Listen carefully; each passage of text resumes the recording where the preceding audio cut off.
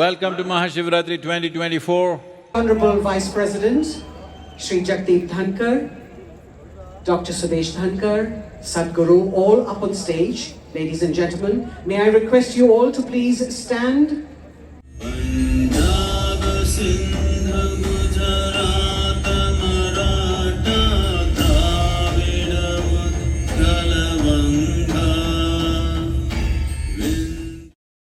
So guys introduction Sadhguru అయితే ఇచ్చేసింది అనమాట. So get into the topic. ఈ రోజు అయితే మహాశివరాత్రి నైట్ కదా. సో నేనైతే చాలా ఎక్సైట్మెంట్తో ఉన్నా. కొన్ని ఇయర్స్ నుంచి వెయిట్ చేస్తున్నా ఇక్కడికి వచ్చి దాన్ని ఎక్స్పీరియన్స్ చేద్దామని. సో అండ్ దీంతో పాటుగా నాకు నచ్చింది ఏంది అని అంటే లైట్ షో. సో చూడండి ఎంత బాగుంటుందో. Let's enjoy this.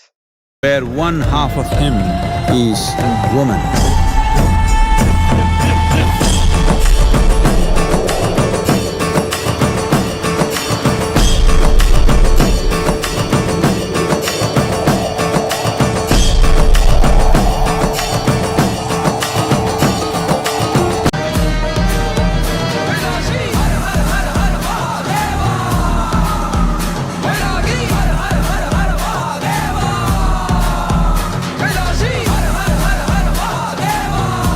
ఈ వీడియో అయితే నా ఐఫోన్ నుంచి 15 Pro Max నుంచి తీసిన అనమాట.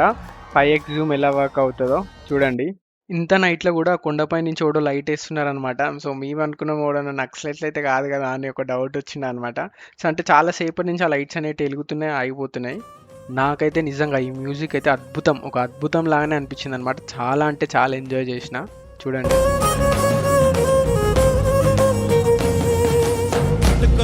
तू राह दिखावे मायाणो मिलियो गुरे भटकणे तू राह दिखावे मायाणो मिलियो गुरे సద్గురు అలా స్టేజ్ మీదకి వచ్చి డాన్స్ చేస్తే ఏ రాక్ స్టార్ పనికిరాడు అనిపించింది అనమాట. జనాలు అయితే పిచ్చి పీక్స్లో ఎంజాయ్ చేసిరు. ఇదైతే నేను ఫస్ట్ టైం అనమాట చూడడం. నేనైతే మూవీస్లలో చూసిన, బట్ ఇక్కడ చూడడం అయితే ఫస్ట్ టైం. చాలా అంటే చాలా బాగుంది.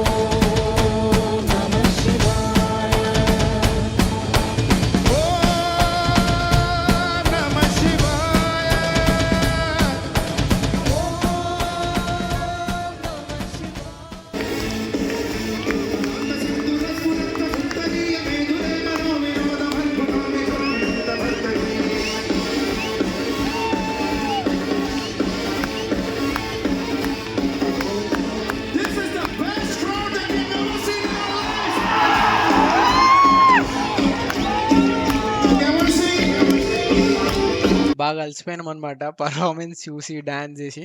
కానీ లిటరల్గా చాలా అంటే చాలా బాగా ఉందన్నమాట ఆ పర్ఫార్మెన్స్. శంకర్ మహాదేవ్ అంది నిజంగా చాలా బాగుంది.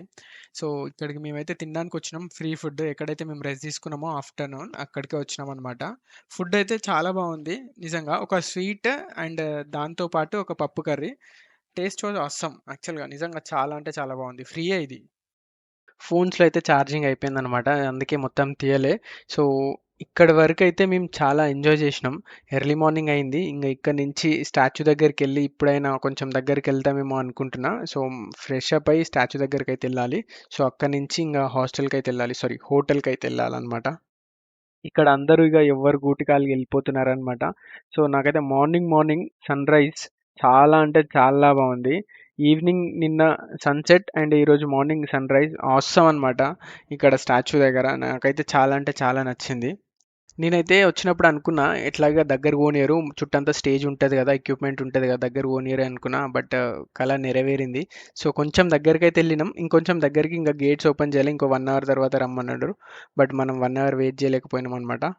చాలా తంటాలు పడి ఆ పబ్లిక్ బస్‌లో అయితే హోటల్‌కి రీచ్ అయ్యి, ఫ్రెష్ అయిపోయి డైరెక్ట్‌గా కోయంబత్తూర్‌కెళ్ళే బస్ స్టాండ్ దగ్గరికైతే వచ్చినామనమాట. సో, ఇక్కడి నుంచి కోయంబత్తూర్ ఎళ్తున్నాం మనం. మేమైతే కోయంబత్తూర్ నుంచి పాండిచ్చేరికి ట్రావెల్ చేస్తున్నాం. బట్ పాండిచ్చేరికి డైరెక్ట్ బస్ దొరకలే అనమాట. విలుపురం అనే ఒక ఊరుంది. ఆ ఊరు నుంచి 1 అవర్ జర్నీ అనమాట. విలుపురంలో దిగిన తర్వాత పాండిచ్చేరికి 1 అవర్ జర్నీ. సో, మేమింక అక్కడికెళ్ళి మళ్ళీ అక్కడి నుంచి లోకల్ బసెస్ చూసుకోవాలనమాట. బయట వాళ్ళని అడిగితే లోకల్ బసెస్ దొరుకుతాయి. 24 అవర్స్ ఉంటాయని చెప్పిర్రు.